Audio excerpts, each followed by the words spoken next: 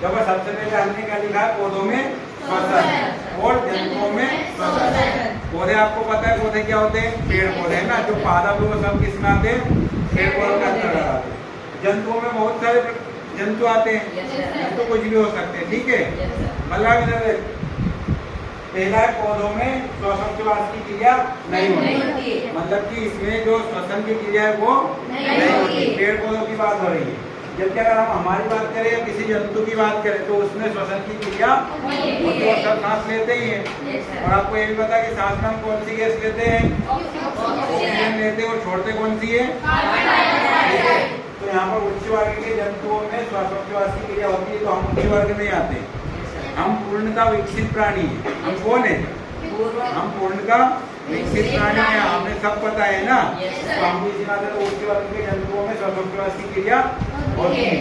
ये दूसरा, पौधों में प्रकाश संश्लेषण के कारण स्ट्रोमेटा द्वारा गैसों का आदान प्रदान होता है। स्ट्रोमेटा मतलब कि रंध्र, स्ट्रोमेटा मतलब रंध्र होते पत्तियों में, पत्तियों के द्वारा जब प्रकाश संश्लेषण की क्रिया होती है, इस प्रकाश संश्लेषण की क्रिया मैंने पार्ट 1 में बताई थी आपको। एक बार था सूर्य के प्रकाश में क्लोरोफिल में है ना ग्लूकोज बनता है, बताया था, वो क्रिया होती है, तो वहाँ पर गैसों का आदान प्रदान होता है।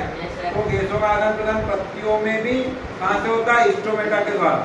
क्योंकि पत्तियों में क्या पाए जाते हैं, स्ट्रोमेटा पाए जाते हैं। और पत्तियों में भी ऊपर की साइड तो स्ट्रोमेटा कम और नीचे की साइड, एक पत्ती है तो एक पत्ती में ऊपर की साइड स्ट्रोमेटा कम रहेंगे जबकि नीचे ज्यादा, तो इसलिए रहते हैं ऐसा, ताकि जो अगर ऊपर ज्यादा रहेंगे तो पानी ज्यादा उड़ेगा धूप में, इसके ऊपर कम होते हैं, और नीचे इसलिए रहते हैं क्योंकि वो खुल जाते हैं और कम पानी उड़ता है और ऑक्सीजन भी वहीं से निकल जाती है और कार्बन डाइऑक्साइड भी वहीं से ले ली जाती है। जंतुओं में गैसों का आदान प्रदान विकसित तंत्र द्वारा होता है, तो हमारे में विकसित तंत्र है, हम जंतु है कि नहीं,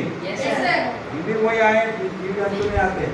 तो हमने विकसित तंत्र है, और वो तंत्र कौन सा है, फेफड़े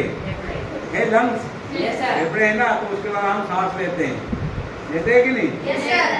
और वो हमारा आदान प्रदान करता मतलब ऑक्सीजन को देता ब्लड को, और ब्लड से क्या लेके आ जाता है, कार्बन डाइऑक्साइड, तो हम लेते तो ऑक्सीजन और छोड़ते क्या है, कार्बन डाइऑक्साइड। जिन्हें पौधे श्वसन के दौरान पौधे कभी O2 गैस नहीं लेते और ना ही CO2 गैस विमोचित करते। पौधे श्वसन का मतलब है पौधे में जो प्रकाश संश्लेषण की क्रिया थी वही श्वसन कर रहे, ठीक है, तो पौधे प्रकाश संश्लेषण करते हैं, वही क्या है, कौन सी क्रिया, श्वसन की क्रिया उनकी, वो कभी भी नहीं लेते, वो तो कार्बन डाइऑक्साइड लेते हैं और हमें क्या देते हैं बदले में, ऑक्सीजन देते हैं, और हम क्या करते हैं, उस ऑक्सीजन का हम सांस के द्वारा उपयोग कर लेते हैं और हम उनको क्या दे देते हैं वापस, कार्बन डाइऑक्साइड। जंतुओं में श्वसन के दौरान सामान्यतः O2 गैस ली जाती है और CO2 गैस विमोचित की जाती है। विमोचित मतलब कि छोड़ना, ठीक है, समझ में आ गया। तो एक तरह से ये संतुलन भी बन गया गैसों का कि हमने ऑक्सीजन ली और कार्बन डाइऑक्साइड छोड़ी, और कार्बन डाइऑक्साइड पेड़ पौधों ने ली और ऑक्सीजन छोड़ी, तो गैसों का एक चक्र बन रहा, कार्बन डाइऑक्साइड का भी और ऑक्सीजन का भी बन रहा है। तो ऐसे बहुत सारे प्राणी हैं और बहुत सारे पेड़ पौधे हैं जो गैसों का क्या करके रख रहे हैं, संतुलित करके रख रहे हैं गैसों का, ठीक है, नहीं तो कोई सी भी गैस कम ज्यादा हो जाती। अभी कार्बन डाइऑक्साइड का कितना प्रतिशत है हमारे पर्यावरण में, पता है क्या, 0.03%, ठीक है, कितना है 0.03, और ऑक्सीजन का कितना है 21%, ऑक्सीजन का कितना है 21%,